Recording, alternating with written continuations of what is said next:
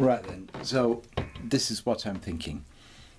Is it a year ago? Is it more? Anyway, if you go back through my videos, you'll see me building my garden railway track. The garden slopes down by about 1.5 meters from this point down to this point. And so all of the track that's at this lower end is raised up on a raised track bed. At this point here we have a lift out bridge to give me access to my shed, and then here it curves around some garden feature I couldn't avoid, and I put a point in there, made it double track, put a couple of points in there to make a crossover. It was double track round here, then single tracked it to run down to here, another point in there, so you've got a little siding along at that point. It remained like that for about a year, and then I decided to put a loop around here, around this part of the garden, insert some ponds, and there's now a trestle bridge in this place here, a curved wooden trestle bridge and lots of rocks. The latest thing I've done is just in this point, this was all timber from here all the way around, all timber support all the way around to here, and because this was in a cutting, it was on a concrete foundation along this back end here. Now my thoughts are that it would be useful to have it double track all the way around, and so I've bought some second-hand track. I'm not quite sure how far it will take me.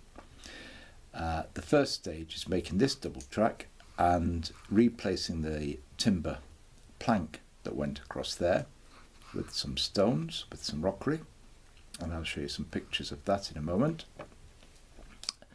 And then I've got to think about how I double track it around this raised part here, which is raised about 1 meter, including double tracking of the bridge across there. And this is what I've got to. Initially I thought, okay, there's already some track bed, I want a second track. I also want some building support. I want to be able to put some scenic buildings on something. And the other thing I need is power conduit, because I have some wires strung out along the track to give some lighting, but the way they're dangling around and loosely supported means that if I'm trimming the shrubbery around there, then I'm quite likely, and I have done, I've cut through the wires. So if we look at this, that's me just looking at some of the length. I think the length of the curve is approximately 3 meters of length. I've not measured it accurately, so I was calculating about 9 meters of track to make curved track. Let's go back to that. So all I've come up with is existing track here. I don't know if you remember, it was an H section. So I had the track bed, and then I reinforced it on the sides by nailing some wood on the side to stiffen it up, so when you support it in the middle it won't sag.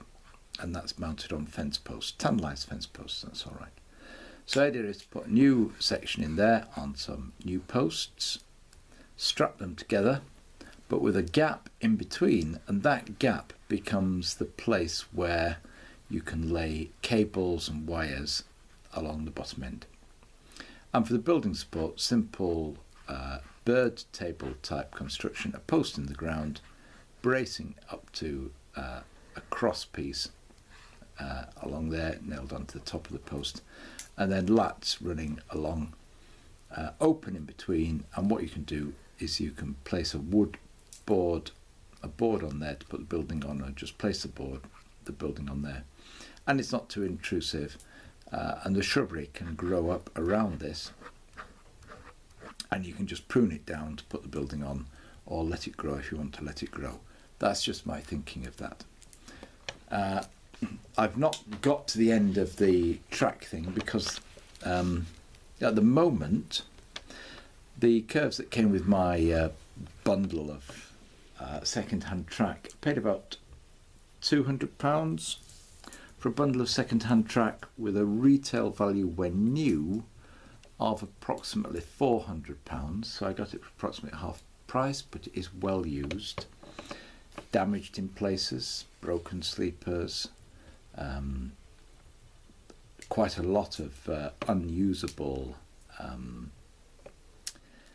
ties or fish plates. I'm going to have to take them off, and on LGB track it's not easy to take the fish plates off. They're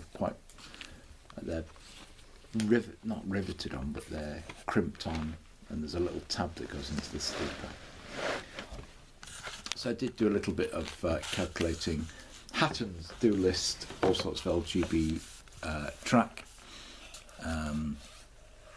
and you can make up a curved 1.5 meters of curved track. It's £10 per rail, £3 per set of sleepers. That makes £35, and then a pack of 10 rail joiners is £5, so about £40.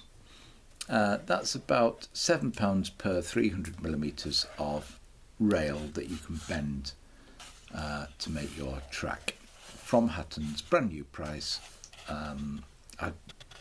And if you spend over £50, I think the shipping is free from Hattons. There is an alternative which is a cheaper, what's it called? Train Line 45, I think it's called, from, you know what, here I am making a video and I can't remember what company it's from. It's not G-Scale Online, Garden Rail Specialist, no, Glendale Junction.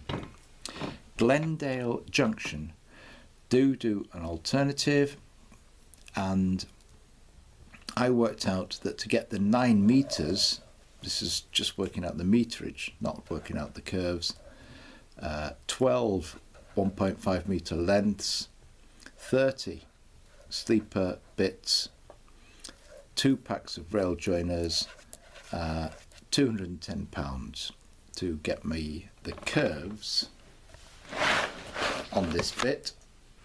That's this bit of curve, that bit of curve, and that bit of curve. Because my the second-hand track has only got radius 1 curves in it, and they're too tight for what I want. Using Glendale Junction, and this is not completely comparable.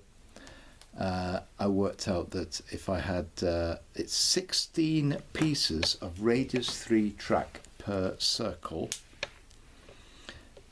8 makes the half circle for one end, a couple of lengths of flexible track, and so I was coming out £122.20.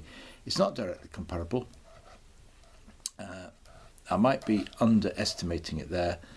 So LGB 210, the Glendale Junction track system, which is a bit cheaper, would save you some money. But when you're doing a big length like that, the saving could be £50. I don't know what Glendale Junction charge for postage. I know that Hattons over a certain amount should be free. I'll have to check. But it could be as much as £60 or £70 saving. Worth considering. Not got there yet, because the alternative for me, got lots of second-hand straight track, is to bend the straight track. I think I've shown that before. I may show it again. Basically, you've got to cut the ready-made flexible strips for the sleepers. Don't have constant joints as gaps, and the reason for the gaps is so you can bend it. If you got straight track and you cut the plastic underneath and then bend it round your chest or anything you bend it round, you can put a curve in it. The LGB track is very springy. What I mean about that is you bend it and it springs back almost straight, not quite. So you really have to be, it's hard to bend it to the curve. So you've got two sorts of flexible track: proper flexible, which is flexi; brass track, which just bend to the right curve using a bending tool; and then the LGB track for some reason bends a bit. It might be the plastic. You know what? I think if you bent the rail without the sleeper strip on, it wouldn't try and straighten itself. Okay, that's enough said for now.